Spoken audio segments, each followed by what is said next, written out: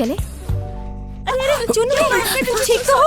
कुछ हुआ तो नहीं ना तुम्हें? सॉरी ठीक तो है ना? ठीक हो ना तुम? हाँ मैं भी दुनिया में ऐसी कोई परेशानी नहीं जो मैलातंग पीने से खत्म ना हो। तो अगर एक से काम ना बने तो तुम 2 पियो, समझे? हेलो, अंदर आइए। आइए बैठिए। मिस किन, क्या इत्तेफाक है? अरे मिस्टर यांग भी यही हैं। आपकी तो तबीयत खराब थी ना, सूप पीते ही ठीक हो गया आप।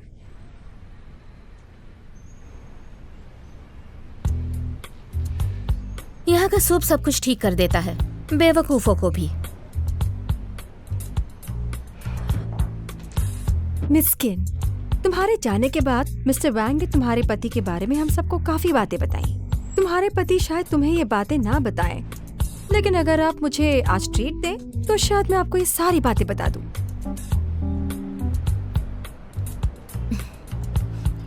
एक ट्रीट के बदले में इतनी इन्फॉर्मेशन? तो सर, अब से आपकी गर्लफ्रेंड मेरे हर डिनर के लिए पे करेंगी। चले?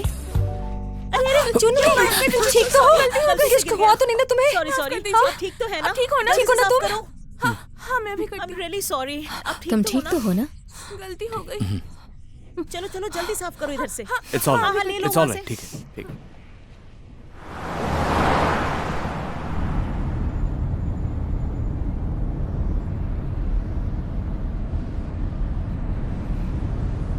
उसे कॉल करके उसका हाल पूछ लेना, शायद से वो ज्यादा चल गया है।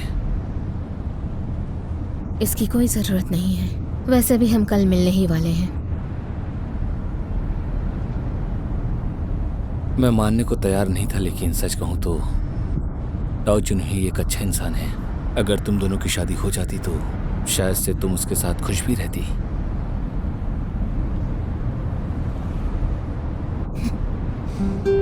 इसका मुझसे कोई लेना देना नहीं है। वैसे भी मेरी शादी हो चुकी है। हमारी शादी नकली है। चाहे कुछ भी हो, कानूनी रूप से तो हम हस्बैंड वाइफ है ना। अगर तुम्हें उसके पास वापस जाना है तो हम डिवोर्स ले सकते हैं। तुम्हें जो कहना हो वो कह सकते हो, मैं तुम्हारी बातों में नहीं आऊंगी। मैं कोई तलाक वलाक नहीं लेना चाहती। तलाक तो होना ही है, चाहे अभी हो या फिर 3 साल के बाद।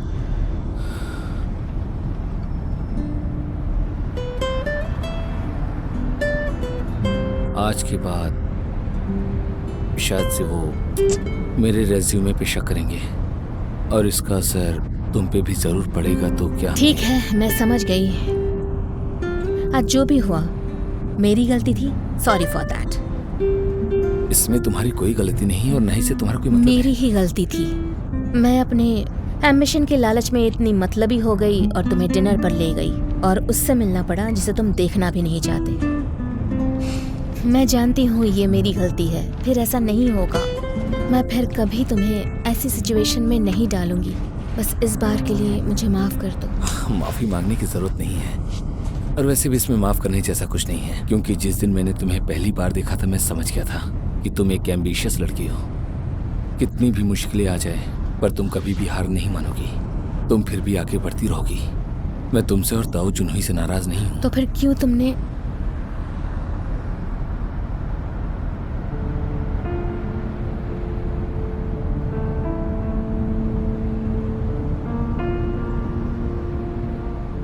क्योंकि आज मुझे सच का सामना करना पड़ा कि मैं एक बहुत बड़ा कायर हूं।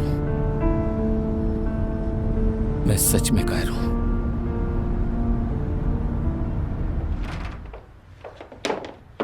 ध्यान से।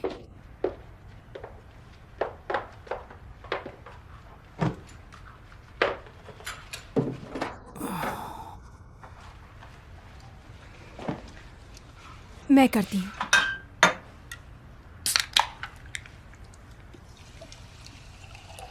देर हो गई है, तुम्हें घर जाना चाहिए। नहीं, मैं करती हूँ। मैं तुम्हें इसे छोड़ के नहीं जा सकती। मैं तुम्हें इस हालत में ऐसे अकेले नहीं रहने दूंगी। मैं यहीं रहूंगी। इतना सीरियस भी नहीं है। मेरा दायां हाथ जला है, दूसरा हाथ तो ठीक है। क्या मतलब तुम ठीक हो? डॉक्टर ने कहा है कि अगर ठीक नहीं हुआ तो हमारी शादी तक ये निशान नहीं जाएगा। मेरे ख्याल से हमें शादी पोस्टपोन कर देनी चाहिए। वैसे भी हमारा घर अभी तैयार नहीं है। कौन सा घर?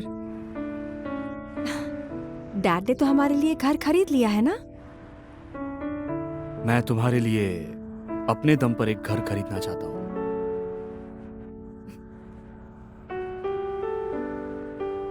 मुझे पता था तुम नाराज होंगे। मैं नहीं हूं। इतनी छोटी सोच नहीं है मेरी कि मैं तुमसे नाराज हो जाऊं। हो तुम नाराज। तुम तब से गुस्सा हो जब तुमने वो प्रीनप एग्रीमेंट साइन किया है। जुनहुई, चिंता मत करो। दरअसल बात यह है कि डैड को मैंने ही कहा था वो घर खरीदने के लिए। जब हम शादी करेंगे तो मैं तुम्हारा नाम प्रॉपर्टी में जोड़ दूंगी, है ना? जरूरत नहीं, अपना नाम ही रहने दो। क्या मतलब है तुम्हारा? मैं करूंगी, करने दो मुझे। एक बात कहूँ जुनहुई, जो मेरा है वो तुम्हारा है। मैं तुम्हें सब दे सकती हूँ और मुझे कुछ भी नहीं चाहिए। मेरे पास कुछ भी नहीं होगा तुम फाइन।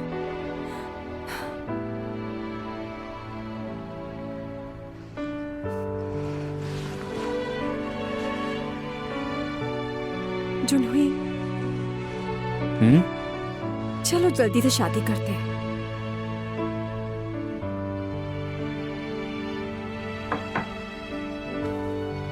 फेफे, हम शादी करेंगे। तुम हमेशा से चाहती थी ना कि तुम्हारी शादी एक परफेक्ट शादी हो। बोलो, अब मुझे चोट लगी है। मेरी गलती है, सब मेरी गलती है। तुम अपने ऊपर ब्लेम मत लो।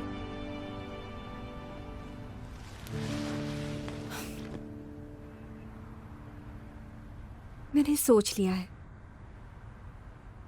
अब मैं किंशी को शेंगन हुई में नहीं रहने दे सकती। फेफे, तुम जितना मुझे रोकोगे उतना ही मैं उससे नफरत करूंगी। उसकी वजह से इतना परेशान होना क्या सही है? किंशी शादीशुदा है। शादीशुदा नहीं होती तो? ये बात का कोई मतलब नहीं है। इसका मतलब कैसे कुछ नहीं है?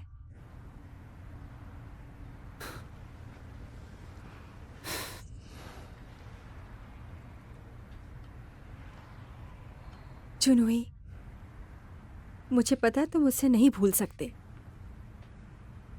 और तुमने हमेशा से उसकी परवाह की है। मुझे पता है कि चाहे मैं कितनी भी मेहनत कर लूं, मैं तुम्हारे दिल से उसे कभी भी निकाल नहीं सकती। मुझे समझ नहीं आता वो जैसा तुम्हें ट्रीट करती है, फिर भी तुम उसकी इतनी परवाह क्यों करते हो? उसे क्यों ढूंढते हो? उसे ठंड लगती हो तो परेशान हो जाते हो। तुम अभी उसे उसी तरह देखते हो। तुम्हारे दिल में अभी उसके लिए प्यार है। तुम उसकी तरफ अलग नजरों से देखते हो। फेफे, क्या बोल रही हो? क्या मतलब है तुम्हारा? तुम्हारी सारी बातें पॉइंटलेस है।